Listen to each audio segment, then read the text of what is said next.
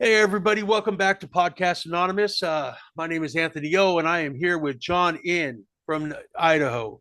Um, I'm completely honored to have this man come on. He's a staple in our area in the 12-step program that he's involved in. And I am so glad to be able to have him come on here and share his experience, strength, and hope and give you guys his solution and how he came about. John, hey, tell us your name and let us know where you're from. All right. My name is John Nile. I'm a grateful recovering addict. My clean date is July 14th, 2016. Just recently celebrated 9 years, and I'm active member of a 12-step fellowship uh, and participate in that fellowship on a regular basis as my path to recovery. Amen. And yeah. I live here in North Idaho. Born and raised here my whole life. I have lived in various places, other locations and stuff throughout the course of my life. Visited various other states, but the Pacific Northwest has always been my home. And I might touch on that a little bit as I share and stuff. But I get people all the time that are like, "Man, is it hard?"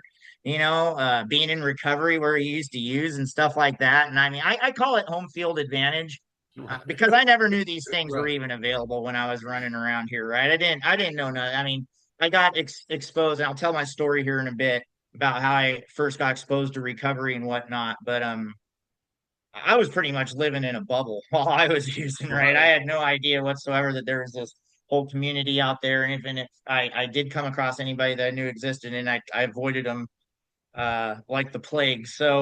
Um, uh, I believe that anybody can find recovery anywhere. And actually, some of the places like that you think would have that have the biggest problems sometimes have the strongest recovery. I've noticed. So yeah, but anyway, Hey, that's a little so bit right on, brother. Well, look, hey, tell us about kind of your growing up in the atmosphere at home. for sure. Okay. Well, as I mentioned, I born and raised here in the Pacific Northwest. I'm an only child, so the formula was there from the get, right? For self-centeredness and um, having to deal with like certain life lessons that a lot of people with siblings have to learn early on, like share with your brother, look out for your sister, whatever it is. I never had to learn that growing up. I was only child, not obviously not by choice. I can remember asking my parents for a brother or a sister at a young age, and I remember the sad look on their faces. It was a medical reason with my mom why it couldn't be any more siblings after me. Um, but it was a good upbringing. My mom was a stay-at-home mom. That was kind of a thing back then.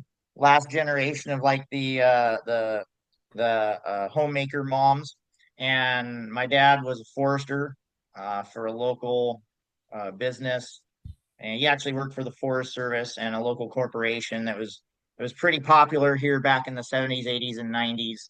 Hardworking man. Remember him being at work a lot, and that was pretty much the environment I grew up in. And lived in a small college town here in North Idaho. I'm born and raised there, went to school there, whatnot. And so on the outside, everything looked very, Right, right, yeah. you know, very. And I will say this: I love my parents. They did the best job with the resources that they had at the time, right? But I would always wonder things like, I mean, early on, even going to school and stuff. Uh, I could tell that my lifestyle at home was a little different than other kids's. Like we lived in a pretty poor neighborhood, and my dad worked for a really good company. And I was Right, obviously too young to kind of put those things together. Like, why are you living in like the right, slum of the freaking little town that you live in when your dad's working for this nice, reputable company, right? right, And I can remember getting dropped off at school, and my mom would drive me to school. And back then, it wasn't no thing to like smoke in restaurants or anything right, like right. that. Remember that? Yeah. It'd be the middle of winter. We're talking North Idaho, snow everywhere, 6 inches, foot of snow, have to get to school. My mom would smoke cigarettes with the windows up. It was a 7 mile drive to where I went to school at. And my dad was actually friends with a guy he used to do forestry with who opened up a private school. So I went to a private Christian school from from kindergarten to 8th grade.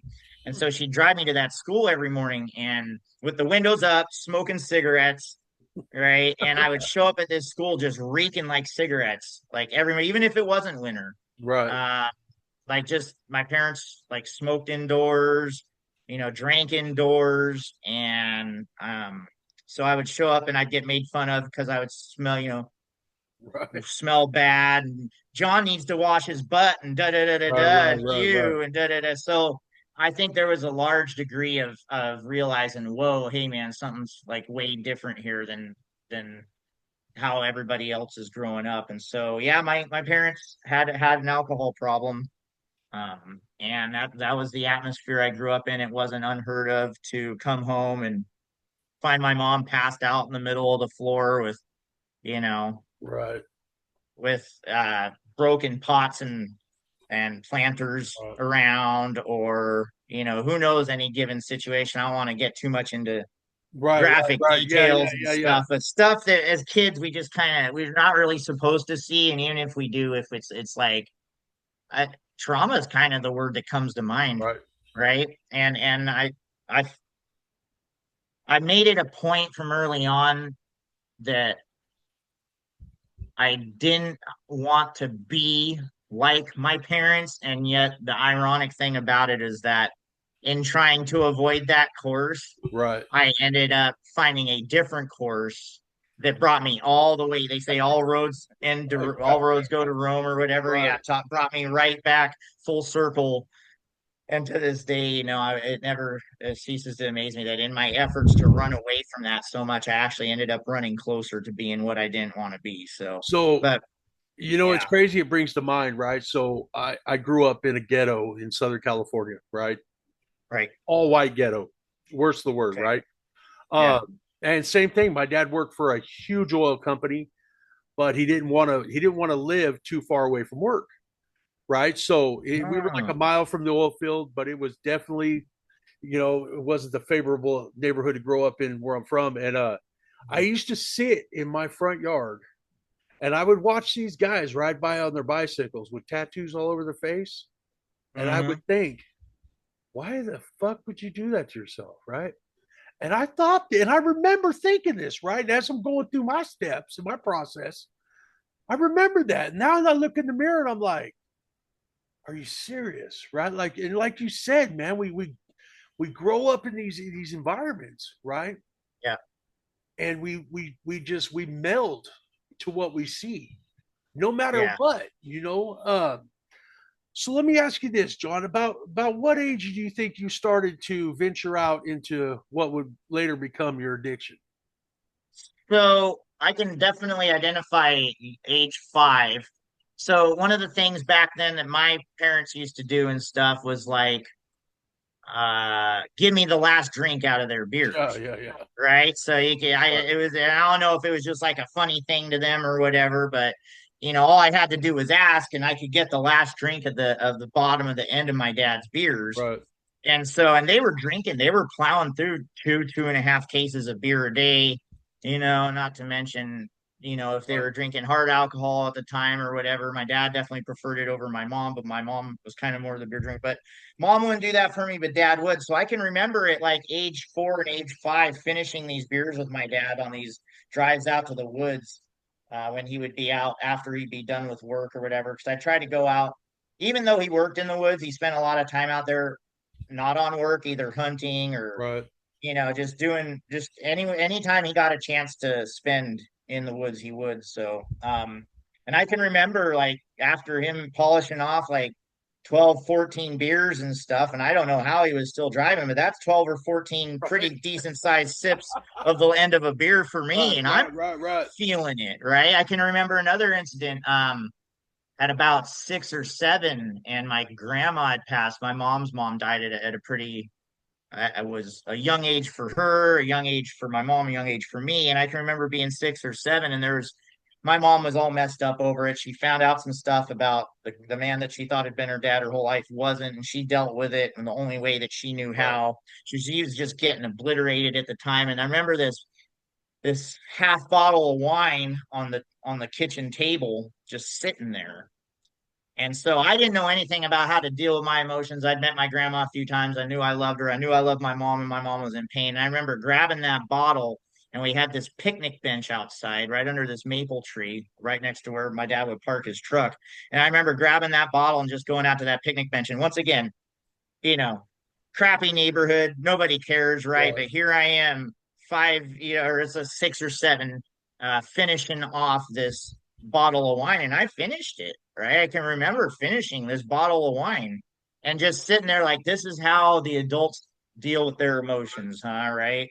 And kind of getting that feeling of, like that sense of relief or whatever. I Right. can remember that. And so I'd say from a very young age, and shortly after that, like my parents smoked all around too. And I was always that guy that, because my parents were so obliterated all the time and stuff, people wanted to hang out at my house, man. They just did Right. because there's just cigarettes lying around, and, they probably score some beers and stuff too or whatever. So yeah, I was snagging cigarettes and smoking them Right. by like 8, 9, and just kind of embraced it at that point. I figured that's just how everybody was living. Right. You know? So, so we've established, right, and we all know that we have our diseases are progressive, Yeah. right? Tell me about the progression, John. When did things just start to get unmanageable, chaotic?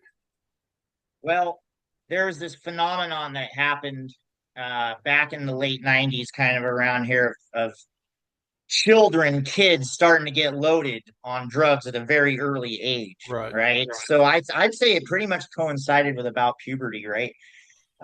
Is when I started really experimenting, right? With, my dad, I remember this funny smell coming from the basement, and I never knew what it was.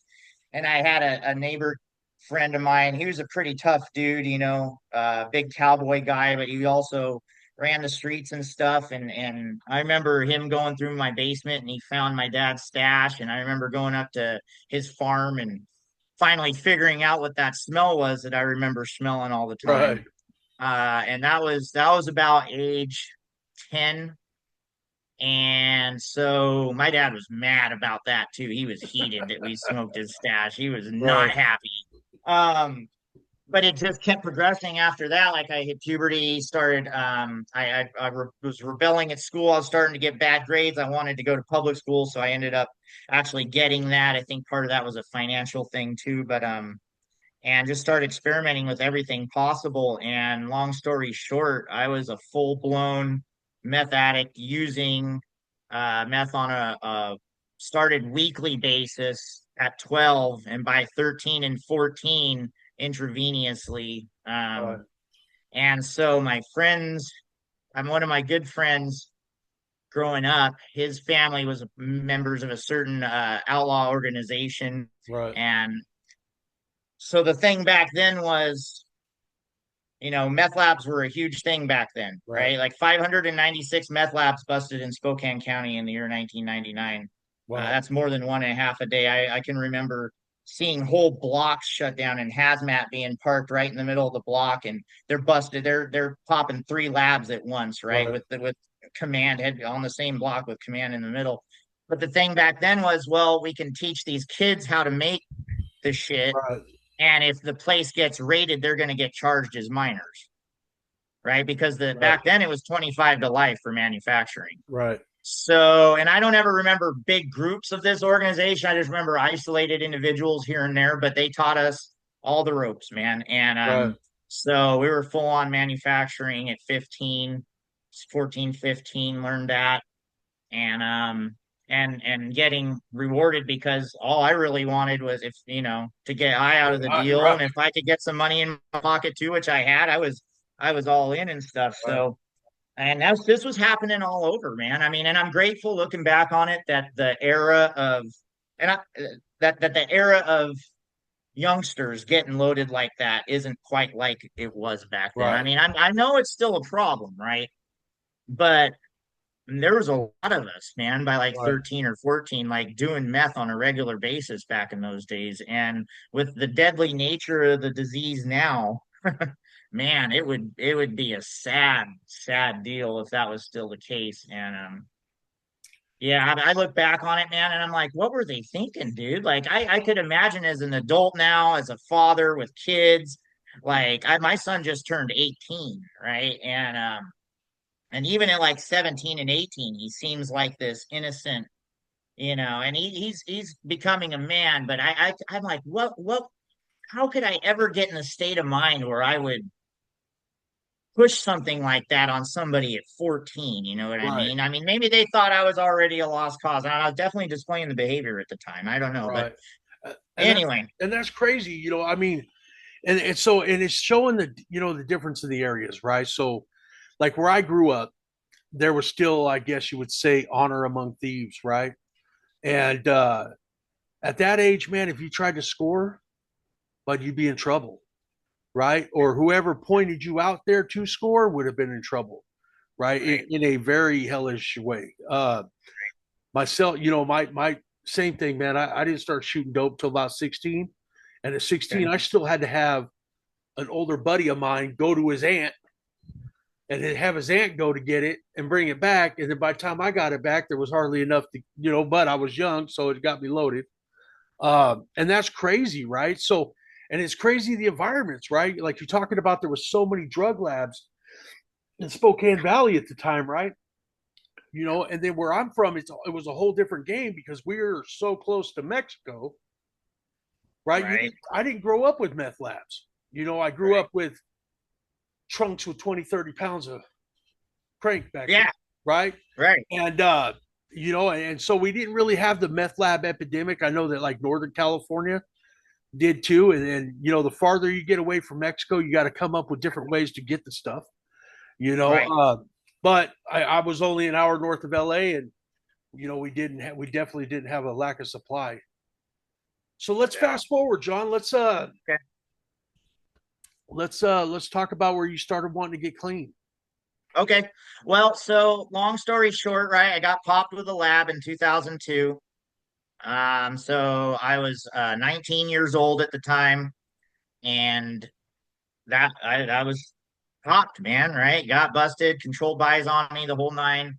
And I'm looking at a manufacturing charge. Right, So I'm sitting in Nez Perce County. I think I did about 8 months at that time, county jail, right? And I'm gearing up for this, this prison sentence, pretty right, much, right? I mean, I was dead to rights, and I ended up getting my bail reduced. So I had somebody bail me out. I got out. I absconded. I didn't show up to my court date. Got right, rearrested. Right, is this right, whole big year long. I drug it out a whole other year, pretty much, until it got time to actually get close to trial. And what had happened was I got offered a brand new experimental program at the time.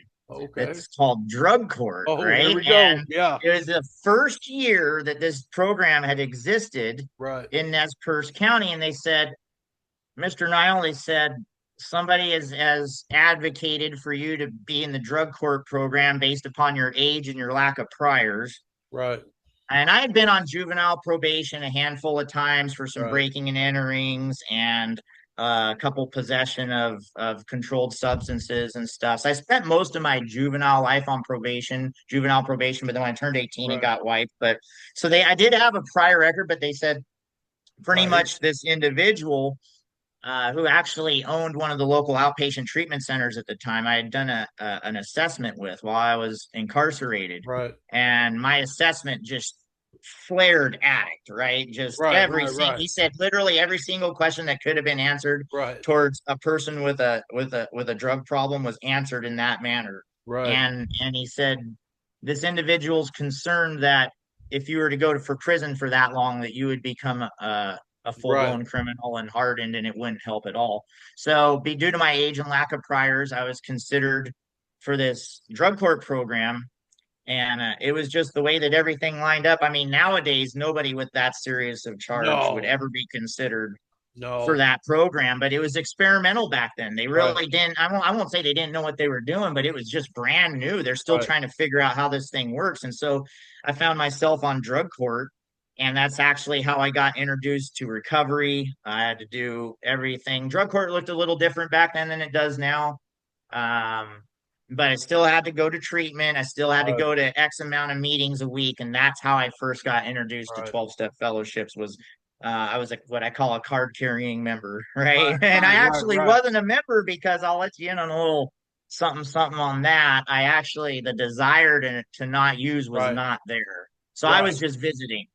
Right. Right. So Yeah, you were just taking the steps, right? You were doing. yeah, I was just visiting. I Yep. had a guy tell me one time there's a difference between conforming and surrendering, right? Mm, Like I conform to what the courts want. I don't surrender to what the program says, right? Uh, right. but hey, man, hey, praise the Lord, I guess, for treatment court because I know a lot of people that have done it and stayed clean. Yeah. You know, Yeah. they, I mean, it you know, planted the seed, brother. It planted the seed. And the thing is, it's like the literature talks about, I was that guy who would have done anything to be able right, to use a half a dozen times and get away with it. right, That right, was me, right? And right. that particular paragraph still strikes me hard when I read it and stuff because I know what that feels like. But what it did was it let me know when things got rough, like bad, like the Right, progression of the disease, like we're right, talking about, like when the gift of desperation right. finally kicked in 13 years later, right? That I knew where to go and I knew that recovery happened in the rooms. And So then let's get into that. okay, When did you finally, and what did it take to yeah. finally surrender to a simple program? Oh man, it took a lot. So I'm in drug court and I'm violating, right? I'm getting loaded and I'm actually didn't get busted for a while, but I had a couple of violations. They're like, what are we going to do with this guy? So, um, I had two different relapses, and on my second relapse, they said there's this inpatient treatment center over in Seattle. It's a year long. It's behavior modification. We think that's what Mr. Nile needs. So I got Right, sentenced to that, right, as part of because I'd stacked up some probation violations at the time, so it became actual sentencing um, situation on those for the probation right, violations. And I went to this treatment center in Seattle and got introduced to recovery in Seattle uh, for a period of time. I lived in where the treatment center was at in Burien for 2 years, and I lived in Federal Way for 2 years. And so I was there, but I was in this therapeutic community, right, and it was like, as long as you stayed within the community, sure, you're not going to use, but like learning how to incorporate into the world around you and stuff. And unfortunately, this particular treatment center was not a fan of 12-step fellowships. It did not speak highly of them. right, You got to a certain phase, you could do what you wanted. So you could go to meetings, but they never, I mean, it was considered more or less at that point something you did with your free time. So I gave an attempt at recovery right. without 12-step programs, and I learned from that. And so I'd relapsed with a week shy of 3 years that time, Oh wow. and ran around over there for another year. And then my dad actually had some health conditions that brought me back to this part of the Pacific Northwest. I did get to experience some pretty cool meetings over there, even though I was just visiting. Um, and larger scale meetings, like meetings with 150, Right, 200 right. people and stuff, And like, that's what I'm used to in Southern California, right? right. Going to a speaker meeting on Friday night, and chairs are full and people are standing against the walls, and and then I got up here, right, and it's small and it's Yeah. intimate, right, Hmm. and I mean down there, I you could go to 3 meetings a week and never meet everybody in the fellowship in the city, right? Totally. Then you Yeah. come up here and you go to 3 meetings a week and you're already acquainted with everybody. Yep. You already know Right, what home groups what. And I mean, right, there you could, some cities, it'd take a half a year to be able to go to every single home group that right, exists or whatever, right, even maybe even longer. Well, I get back here and I used for another whole 2000 till 2016, right? And a lot of series of events had happened in my life. My bottom this last time around was not a legal bottom, right, right? It was a spiritual bankruptcy, right? right, I had a number of friends locally that were dying, and the realization that I was going to be the next body Right. floating in the Snake River. Right. And that, I guess, just primal urge within me to live, combined with the suffering that was going on around me and that I was causing in my parents' life. And, I'm not a part of my son's life at the Right. time and nothing. And he was calling me on a first and last name basis, Right. and all this different stuff. And I actually had this uh, experience where I received a something that wasn't what I thought it was when I used, right? And I Right. went into this um, hallucination, if you will, for Right. lack of a better term, right? And after this whole experience, I woke up on my parents' kitchen floor, curled up in a fetal position, just soaking wet with sweat or whatever, and I couldn't even complete full sentences for a few hours. My mom's terrified. I Right. don't even know what that looked like on their end while I was, I guess you could say out of my body.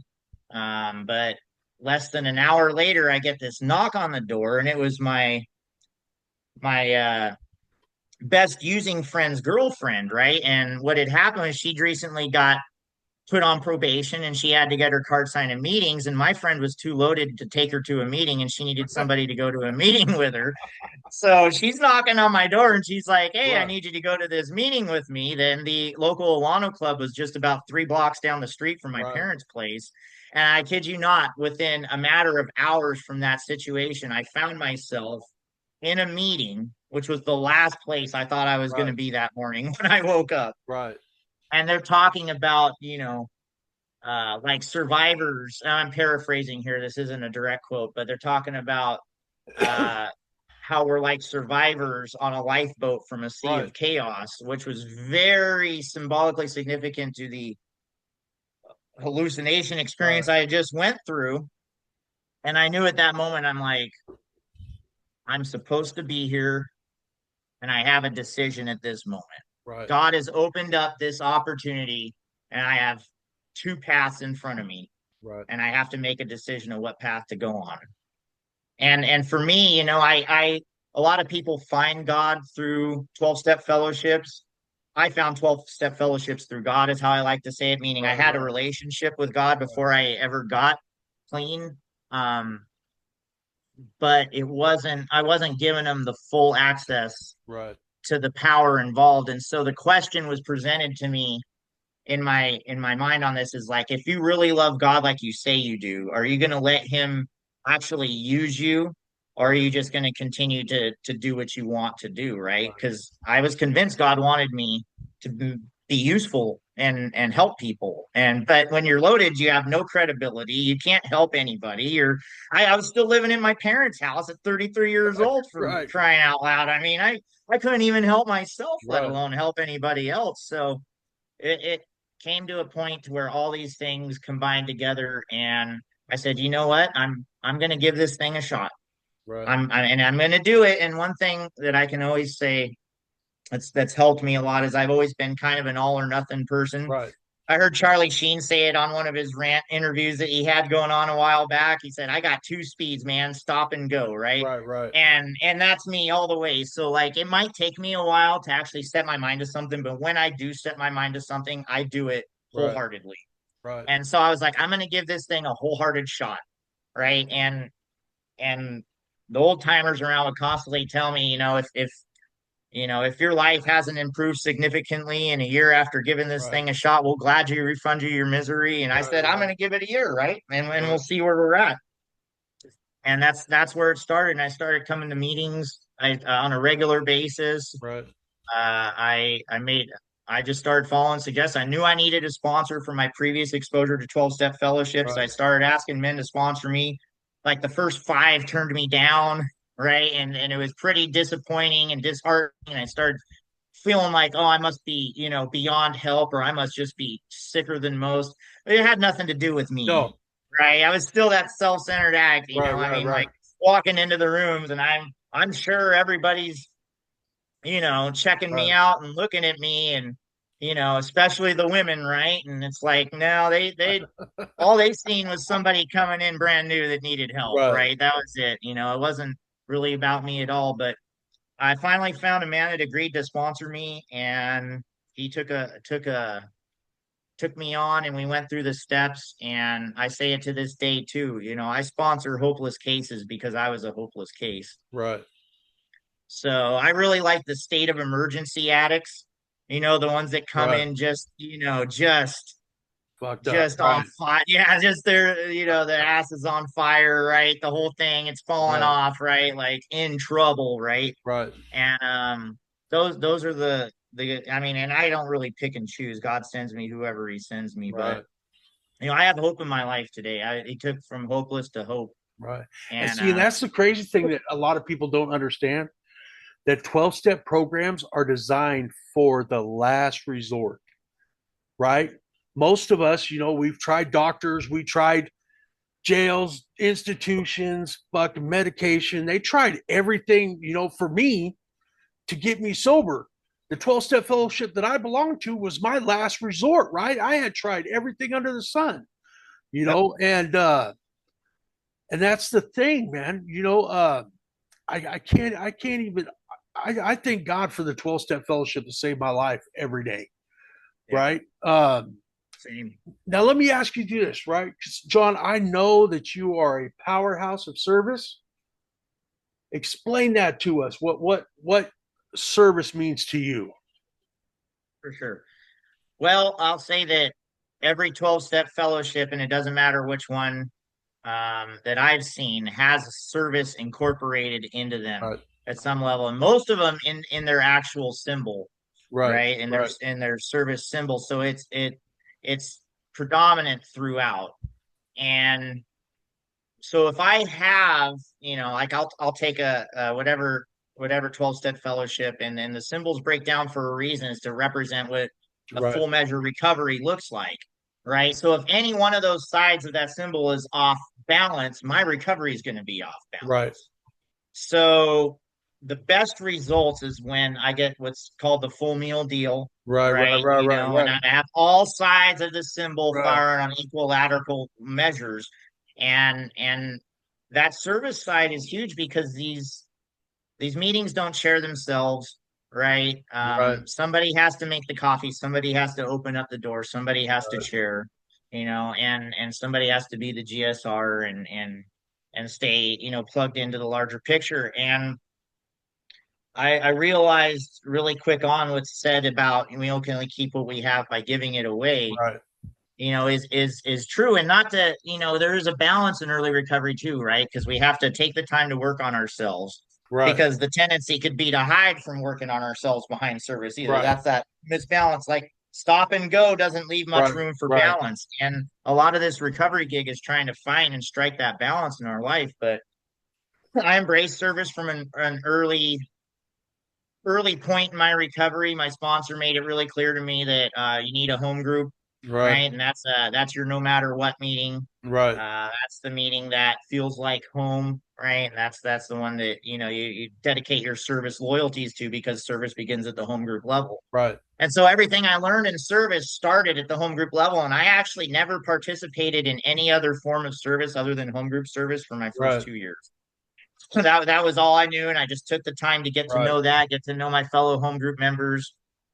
Play Had a few different roles in the home group at that time, and then kind of at about the 2 year mark, started kind of venturing out and going to other forms of service right, within the fellowship that I belong to. And so right, I still remain of service to this day. I mean, I have numbers, right? Like 3 service positions and 5 sponsees. Those are my numbers. I know right, if right, I right, take on any more than that, it's more than I can handle, right, right?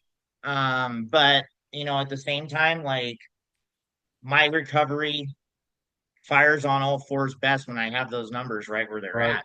So right, it's a huge part of my life, but at the end of the day, compared to the amount of time that I put into getting loaded, right, right? I mean, it's like I probably put, I'd say, including meeting attendance, meeting with sponsees and service, anywhere from 10 to 15 hours a week into my recovery. right. Wow. About that. And but getting loaded was a full-time job, Right. right? Staying, yeah. So I was putting 40 plus a week, 60 I plus a week fucking into getting longer than that. loaded. Yeah. So the I didn't know. ratio of effort, yeah, that I put into to Right. staying clean as I put into getting loaded. I mean, the payback is and to be able to get the return Right. Wow. that I get off of that. Yeah. So let me ask you this. So if you were going to give any advice to somebody coming first walking into the rooms for the first time, what would it be? Hmm. I think the first year is a very sensitive year. We're like a little flower, or like a little Right. plant that hasn't really developed much strength yet. So my suggestion to people that are new is, and maybe they got loaded different than me, but I got loaded every day, Right. right? So why would I not want to attend a meeting every day, if not at the very least do something for my recovery every day? And I still do that to this day. I'm not asking anybody to do anything that I haven't done or am not willing to do, and I think Right. that that's mainly like the golden rule of sponsorship. Right. Um, I went to 150 meetings in my first 90 days. I went to a meeting a day for my first 5 years. Right. Uh, Sometimes two, sometimes three. Right. God made sure that was possible. And I mean, with the exception of days that I was too sick to go or whatever, Right. illness comes up or whatever. But in retrospect, like go to meetings, get a job, Right. and and don't use in between, Right. right? Right. And just follow that Right. formula for a bit. I'm not big on, I don't feel like the steps are a race. I mean, Right. yes, the healing happens from the steps. If we want to get better, it's important for us to get in there and work the steps. Right. But I think it's super important to not get overwhelmed in this whole Right. thing, right? The steps, it's a process. It's a process, not a destination. Right. That'll come with time.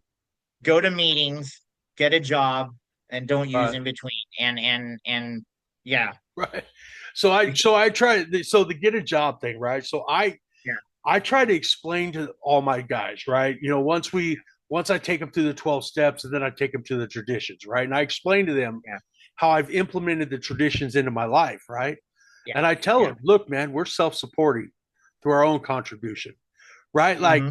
I'm going to give you about 30 days of picking you up, buying your coffee, taking you to dinner when we all go, right? But about Yeah, 30 days, I'm going to start saying, hey, but look, we need to start getting a job, right? yeah, And because a lot of guys I've seen, man, they'll get to the point and they're like, oh, I'm going to. We had a gentleman in Orfino that he counted, and we're talking hundreds of meetings, and he knew exactly how many meetings he'd been to. yeah, And I'm going, brother, don't you work? Oh no, man, I live on my mama's couch. What? All right, but hey, look, man, but yeah. we need to figure something out, right? Like this isn't growth, right? No. Like, don't get me wrong. I wish I could live on my daddy's couch, right? Well, But it's part of that becoming a responsible, productive right, member of society, right? right, And we want to be careful that we don't become workaholics, right? right, Because there's a tendency to do that in recovery too, right, right? I'm just gonna work therapy, right? Is what I call it. right, right, And that can only work for so long. I'm treading water at that point, right? No, but we get back out there, we become responsible, productive members of society because we do have to be right, self-supporting.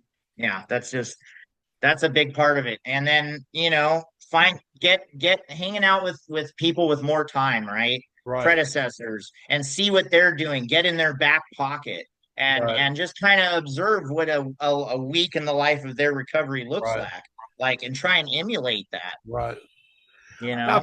I got blessed too, like that, man. In the beginning, my first sponsor in Orfino, he took us everywhere, Yeah. and but to be honest, eventually it became kind of like our relationship with, sponsor sponsee had gotten way too deep, you know what I mean, and I had to part ways because there's just too many hats, you know what I mean, that we wore together. Yeah. But you're right, man. Like I only have learned what I've learned from watching the next man, right? Hmm. Like I got to the 12-step program that I belong to, and I'd never had a bank account, right? I've had to have somebody in the program teach me how to do my finances, right? I had no idea about credit or credit scores or any of that stuff, right? I had to been taught all that. Uh, Another book talks about an animalistic style of living, right? I Yeah. I had that, right? Like I didn't have Mhm. any clue what to do, right? I was an No, animal, you know? I knew how to get loaded, man. That's what Right, I knew. And what I knew about recovery got me here, right? right, So I can remember early on in a meeting and I was in there and I was sharing and some of the I caught up with some of the old timers hanging out in their car. Two of them were in their car afterwards, and I walked up to the car window and they rolled the window down like, "Hey guys, what are you doing? What are you guys doing out right. here?" And he's like, "Well, we're trying to forget half of what you know." Because you know I pretty much knew. You want to know what I knew about recovery, and I thought I knew a lot, and that was probably the biggest challenge about being a retread was having to unlearn what I thought I'd already known, Right, because obviously what I knew got me loaded. right, And I'm not going to say I didn't learn anything in those previous experiences and exposure to recovery and stuff. There was some things that I had learned that and things that I had done right, but I really had to wipe the slate clean and right, become a blank palette right, to be able to learn on again. And I can remember another old timer who would give me rides to meetings, kind of like what you're talking about early on. right, And he goes, "Listen," he said, "I know you don't have a vehicle," because I didn't for my first 14 months in recovery. right, And he said, you'll have to go to the same meetings I'm going to. But right, if you're willing to go to those meetings, I'll come pick you up 3 times a week. Right. right, And I don't want your gas money because I'm afraid something will happen to my vehicle if I take it. But what right, I right, want right, you to do is down the road, I want you to give the new right. guy a ride to meetings when you're going. Yeah, And I can remember one of those rides, he say some very profound things to me. One time he told me, you worry more than anybody I've ever met in my life. right, He's like, you need to learn how to lighten up, man. right. Seriously. Like, because we talk, but this other time he told me, he goes, John, my concern is that you're too smart for this program. Mm, And I thought he was giving me a compliment, right? right. It But wasn't. it Right. was No. no. And the thing about this is that the way that this program is written so simply is that, you know, Bozo will get it and Einstein will miss it, Right. right? Because Right. if I can figure this thing out, first of all, I wouldn't be here. But Right. B, I become unteachable. And once the Right. moment comes that you can't tell me nothing and I'm unteachable, which is a big character defect of mine, Right. then I can no longer learn. And it's a grow or go program. Green Right. things grow and ripe things rot. Right. Right. So I have to continuously be in this state of being teachable and learning. And what's the next principle that God has presented for me today in Right. my recovery, and how can I apply this to my life? What's this? Right. How does this pertain to where I'm at in my life and my recovery present day? And that's Right. why it's a just for today or a one day at a Right. time program, Right. right? Yeah, and that's the man. I remember. I was truly blessed, bro, when I got here that I didn't really know anything. Right. And I've heard that 100 times. Right. That you can never be too dumb for this, but you can be Yep. too smart. Right. Yes. And I've sponsored guys that would tell me, "Oh man, this is what I'm going to do." No, you're going to do what I show you. Right. And then they're just looking at me like, "Oh man," I'm saying, "Well, look, man, let's go ahead and try that. You just try it, and then you call me tomorrow and tell me how that works out." Right. And they always call the next day and go, "Man," and I want to tell, "Hey, look, man, I promise I didn't get this thing. I got it from trial and error. Right. I'm just trying to save you the heartache, and Yeah. hopefully that we can find some peace and serenity before it just gets too bad, you know?" And Yeah. yeah, man, John, it's been a pleasure, man. It's been a long time, been a couple years since I talked to you. Uh Yeah. Man, hey, congratulations on your event coming up, man. That's amazing. Thank you. And brother, I appreciate it, and I definitely will reach out again. Definitely. Can I give one more Yeah, thing to the yeah, yeah. newcomer Shoot too? it. Um, so something that I would put out there to somebody who's new to recovery and new along the way, listen, you're going to make mistakes, right? Nobody works a perfect program. Right. You're going to make mistakes. You're going to make a lot of mistakes. A lot. But the idea is it's not about the recovery is not about the lack of mistakes or the the like serenity, right? Serenity isn't just one of these states that I achieve where nothing bad happens. Right. It's the way that I go through the bad things when they happen and Right. persevere through it and how I come out the other side and whether I let that divert me or not. So you're Right. going to make mistakes. You're going to make a lot of them. Stick with it. Sometimes in the rooms, we learn what not to do as much as we learn what to do. Right. And if you can share that, and as long as you Right. got through that and didn't get loaded at the end of the day, Right. you have no idea how much that might be able to help the next person. And true wisdom is if you can listen in a meeting and hear somebody made a big mistake, instead of having to go out and experience that and do it yourself, Right. maybe you can learn from their mistake and not Right. have to repeat that. If you're hearing 6, 7, 8 different people say they made the same mistake in their recovery, maybe Right. learn from that so you don't have to go out and be a knucklehead like me Right. and learn, from doing it personally and thankfully living through it to come back. But it's okay to make mistakes. Just stay clean through them, come back.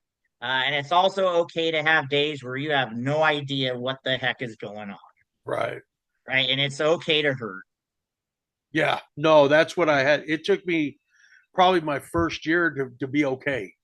Right. Yeah. I'll be honest. It took me probably till the third sponsor, the one I have currently today that I've been with a couple of years, before I even trusted a man to tell him my dark, right? To tell him the stuff that keeps us up at night, Yeah.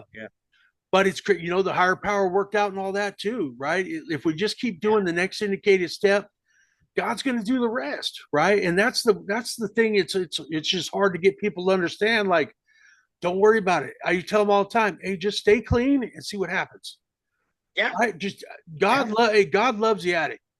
God loves the Yes. addict. I promise you that, right? Like he's in 100%. he's in your corner, bud. And he's Yes. going hard, right? And he's looking He down loves to like, show addicts how to not use, bro. yeah. That's like one of his favorite things to do. Well, brother, hey, I love you, John. We've ran out of time. All Uh, right. I hope you guys have enjoyed this, man. I appreciate my brother coming and sharing his experience, strength, and hope. If you want us to help us keep us getting this message out, like, subscribe, share this thing, and we will see you guys on the next one.